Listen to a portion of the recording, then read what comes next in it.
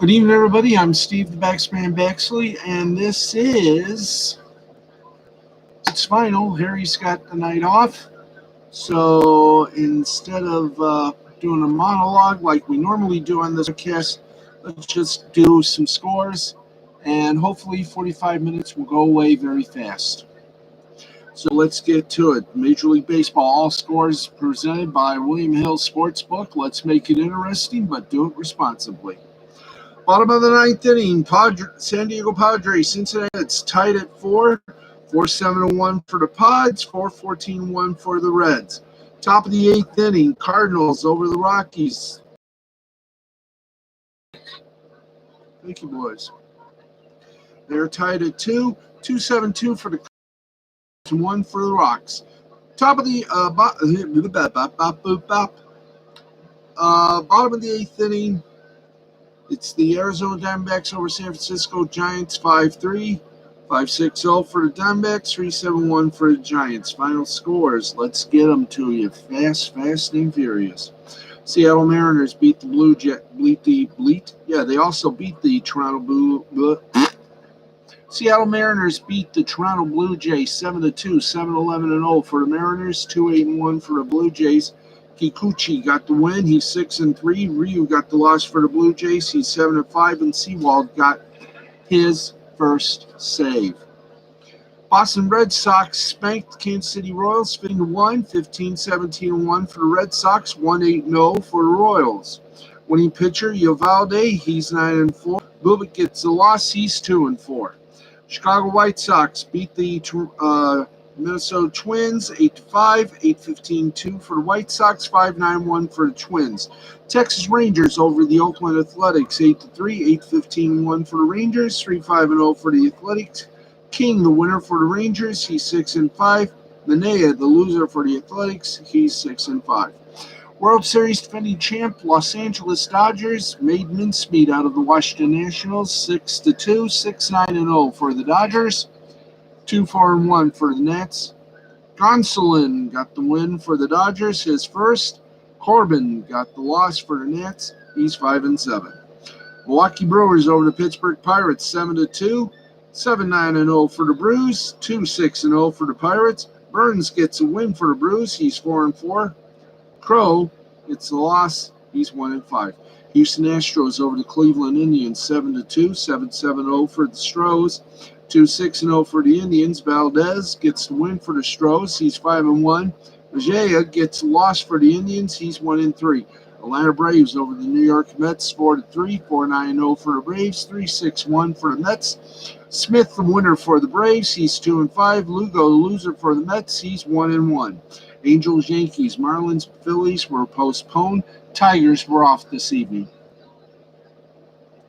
All right, we go from one baseball to another. Let's get you the scores from the minor leagues, starting off with our friends from AAA. We're going to give you as best as we can right now. We're in the bottom of the sixth inning in AAA action. It's Reno 8, Tacoma 3, 8-6-1 for Reno, 3-4-0 for Tacoma. Top of the sixth, Sacramento leads Las Vegas 3-2, 3-8-1 for Sacramento, 2-2-0 for Vegas. Final scores. In the first of a twilight double dip, Scranton Wilkes-Barre defeated Worcester 1-0, 1-2-1 for Scranton, 0-2-0 for Worcester. And in the nightcap, Worcester defeated Scranton Wilkes-Barre by a score of 6-2, 6-11-0 for Worcester, and 2-8-0 for Scranton Wilkes-Barre. Thank you, guys. Oh, okay. Syracuse over Rochester in Game 1 in the win 8 innings, 6-5. Final score, Syracuse over Rochester, 6-12-1 for the Qs, 5-9-1 for Rochester. In the second game of the Twi-Nighter, Rochester split it up, beat Syracuse 4-1, 4-10-0 for Rochester, 1-6-0 for Syracuse. We keep going. Durham over Gwinnett 6-1, 6-5-0 for Durham, 1-5-0 for Gwinnett. Norfolk defeated Charlotte 7-6, 7-9-0 for Norfolk, 6-14-1 for Charlotte. Toledo over Columbus, 4-2, 4-4-1 for Toledo, 2-5-1 for Columbus. In 12 innings, Indianapolis over Iowa, 7-6, 7-12-0 for Indianapolis, 6-11-1 for Iowa. Sugarland beat up on Round Rock 2-1, 2-8-0 for Sugarland, 1-3-1 for Round Rock. Oklahoma City over Salt Lake City, 11-8, 11-10-1 for Oklahoma City, 8-10-0 for Salt Lake. Omaha over St. Paul, 6-1, 6-8-0 for Omaha, 1-7-1 for St. Paul. Louisville over Nashville, 5-2, 5-11-0 for the Ville, and 2-5-0 for the Nash. Albuquerque over El Paso, 6-3, 6-10-1 for Albuquerque, 3-8-0 for El Paso. Buffalo and Lehigh Valley were postponed. They'll be making it up on July 2nd, as will Jacksonville and Memphis. Let's go now to some, no, not triple. We've already done triple. Double A action. And very quickly, top of the 5th inning, San Antonio defeated Corpus Christi by a score, is leading Corpus Christi by a score of 3-0. 3-4-0 for San Antonio, 0-2-0 for Corpus Christi. In 9 innings, Somerset defeated Harrisburg 4-3, 4-6-1 for the set, 3-6-2 for Harrisburg. The first game of this duplex was postponed due to wet grounds. It'll be made up tomorrow between these two teams. Portland over New Hampshire by a score of 4-2. 9-1 for Portland, 2-4-0 for New Hampshire. Second game rained out, will be made up tomorrow. Altoona over Hartford, 15-7, the completion of a suspended game. 15-7 final score. Altoona 15-16-0. Hartford 7-8-3. Akron over Bowie, 12-5, 12-17-0 for Akron, 5-6-2 for Bowie. Erie over Reading, 5-11-3 for Erie, 3-8-1 for Reading. Corpus Christi over San Antonio, 5-2, 5-6-0 for Corpus Christi, 2-5-1 for San Antonio. Biloxi over Pensacola, 3-0, 3-8-1 for Biloxi, 0-1-2 for Pensacola. In 10 innings, Mississippi beat the Montgomery Biscuits 14-12, 14-15-2 for Mississippi, 12-16-0 for Montgomery. Birmingham over Chattanooga 4-1, 4-8-0 for Birmingham, 1-3-0 for Chattanooga. Northwest Arkansas over Springfield 9-5. What a way to make a living. 9-12-1 for Northwest Arkansas, 5-10-1 for Springfield. Frisco over Midland, 4-2, 4-7-0 for Frisco, 2-5-0 for Midland. Wichita over Amarillo, 4-3, 4-9-3 for Wichita, 3-5-2 for Amarillo. Altoona, Hartford, Binghamton, and Richmond, Rocket City and Tennessee, Arkansas and Tulsa were all postponed due to rotten weather. Let's go now to the scores from High A action. Middle of the 6th, it's Spokane leading Tri-City 3-1. Top of the 7th, Eugene, 3-3-0 for Spokane, 1-3-2 for the Tri-Cities. Eugene over Hillsboro 3-1. In the top of the 7th, 3-5-1 for Eugene, 1-7-0 for Hillsboro. In the end of the 4th, Everett over Vancouver 5-3, 5-6-1 for Everett, 3-2-0 for Vancouver. Final score is Lake County over South Bend 5-4, 5-9-1 for Lake County, 4-6-1 for South Bend. In the first game, it was Lake County over South Bend 3-2, 3-3-1 for Lake County, 2-6-0 for South Bend. West Michigan over Peoria 4-2, 4-6-0 for West Michigan, 2-7-1 for Peoria. In the second game, in the first game, it was West Michigan over Peoria 3-2, 3-3-0 for West Michigan, 2-4-1 for Peoria. Hickory over Asheville 9-2, 9-11-0 for Hickory, 2-9-4 for Asheville. Greenville over Winston-Salem 16-2, 16-18-1 for Greenville, 3-7-0 for Winston-Salem. In final in 6 innings, Aberdeen over Brooklyn, 2-0, 2-3-0 for Aberdeen, 0-4-2 for Brooklyn. In 10, Dayton beat Lansing 4-3, 4-6-1 for Dayton, 3-10-4 for Lansing. Also in 10 innings, Great Lakes Loons over Fort Wayne by a score of 6-3, 6-10-3 for Great Lakes, 3-7-0 for Fort Wayne. Quad Cities over Cedar Rapids, 12-3, 12-15-1 for the Quad, 3-5-0 for Cedar Rapids. Greensboro over Bowling Green, 7-3, 7-11-0 for Greensboro, 3-4-2 for Bowling Green. In 11 innings, it was Beloit over Wisconsin, 5-4, 5-7-0 for Beloit, 4-8-2 for Wisconsin. Rome, Wilmington, Hudson Valley, Jersey Shore, they were all postponed due to the inclemency of the weather. Let's keep going. We go now to low A. It is bottom of the 8th inning. Modesto leading Visalia 14-10, 14-11-4 for Modesto, 10-9-0 for Visalia. Top of the 7th inning, San Jose over Stockton, 3-2, 3-5-0 for San Jose, 2-6-1 for Stockton. Middle of the 7th, Inland Empire over Lake Elsinore, 4-3, 4-8-3 for Inland Empire, 3-7-0 for Lake Elsinore. Tampa over Jupiter, 8-1, 8-9-0 for Tampa, 1-1-0 for Jupiter. Clearwater over St. Lucie, 5-3, 5-8-1 for Clearwater, 3-6-0 for St. Lucie. That was game 2. Game 1, Clearwater beat St. Lucie 4-2, 4-7-1 for Clearwater, 2-6-1 for St. Lucie. Palm Beach over Dunedin, 4-3, 4-3-2 for Palm Beach, 3-3-2 for Dunedin. Fayetteville over Carolina, 6-5, 6-7-0 for Fayetteville, 5-6-1 for Carolina. Bradenton over Fort Myer, 1-0, 1-5-0 for Bradenton, 0-2-2 for Fort Myer. Charleston over Kannapolis, 10-2, 10-13-0 for Charleston, 2-5-1 for Kannapolis. Daytona over Lakeland, 5-4, 5-6-2 for Daytona, 4-5-0 for Lakeland.